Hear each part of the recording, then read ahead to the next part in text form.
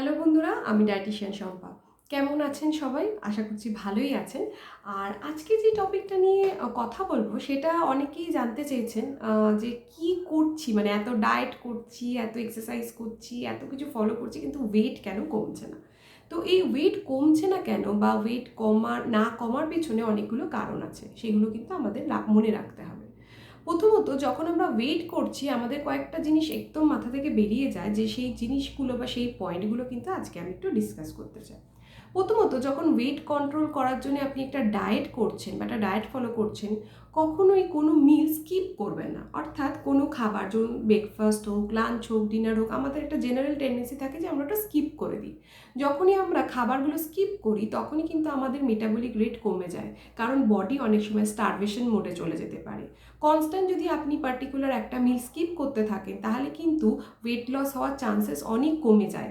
বরঞ্চ তার থেকে যদি আপনি স্মল পোর্শন অফ ফুড প্রত্যেকটা মিলে খান, তাতে কিন্তু আপনার ওয়েট লস করার সম্ভাবনাটা অনেকটাই বাড়িয়ে দেয়। তাই কোনো মিল স্কিপ করবেন না, চেষ্টা করবেন স্মল পোর্শন ফুড প্রত্যেকটা মিলে খেতে। স্কিপ করে কিন্তু ওয়েট লস করাটা ডিফিকাল্ট হয়ে যায়।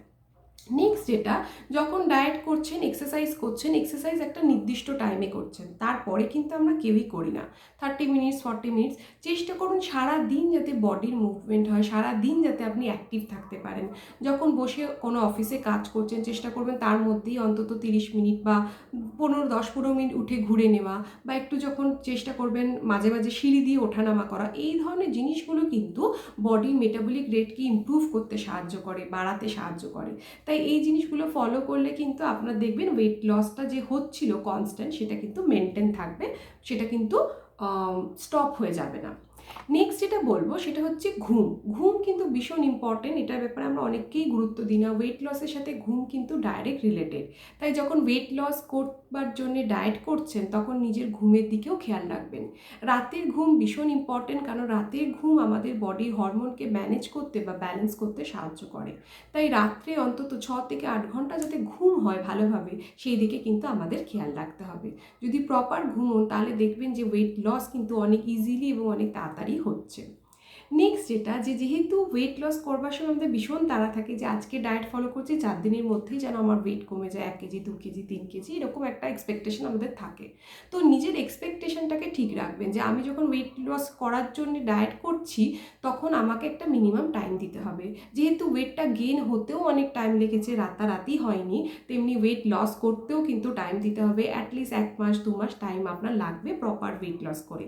এবং যদি আপনি সাস্টেনেবলি ওয়েটটা লস করেন তাহলে কিন্তু আপনার ওয়েটটা ফিরে আসবে না, অর্থাৎ ওয়েটটা কিন্তু আপনার মেনটেন থাকবে, ব্যালেন্স থাকবে। যদি আপনি 2 কেজি 3 কেজি 4 কেজি যাই লস করছেন সেটা কিন্তু ফিরে আসছে না, সেটা সাস্টেনেবল হয়ে যাচ্ছে, অর্থাৎ সেটা মেনটেন করতে পারছেন আপনি। তাই ওয়েট লস করার সময় একদমই তাড়াহুড়ো করবেন না, কারণ যেহেতু আপনি ওয়েট গেইন করতেও বেশি সময় লাগিয়েছেন, লস করতেও কিন্তু ততটাই সময় আপনার লাগবে।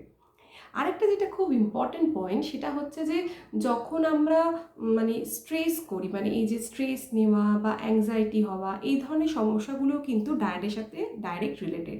যতই স্ট্রেস হচ্ছে, যত আপনার ডিপ্রেশন হচ্ছে, তখন কিন্তু আমাদের খাওয়ার টেন্ডেন্সি অর্থাৎ ক্রেভিং অনেক বেড়ে যায়, যেহেতু বডিতে হরমোনাল চেঞ্জেস হয়।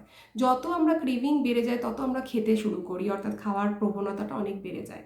সেক্ষেত্রে যখন এরকম ডায়েট করছেন, এক্সারসাইজ করছেন, কিছু হেলদি খাবার নিজের ডায়েটে রাখুন। অনেক সময় আমরা করি কি, কোনো হেলদি ফ্যাট খেতেই চাই না, মানে কোনো ফ্যাট জাতীয় খাবার খেতে চাই না, পার্টিকুলার একটা কোনো মিল বাদ দিয়ে দিই, হলো কার্বোহাইড্রেট বাদ দিয়ে দিলাম বা ফ্যাট বাদ দিয়ে দিলাম, এই ধরনের জিনিস করে থাকে, শুধু প্রোটিন খেয়ে যাচ্ছে। কিন্তু না, যখন ওয়েট লস করছেন একটা ব্যালেন্স মিল ফলো করুন, যেখানে কার্বোহাইড্রেট প্রোটিন ফ্যাট যাতে সমান মাত্রায় থাকে, ঠিক পরিমাণে থাকে, সঠিকভাবে।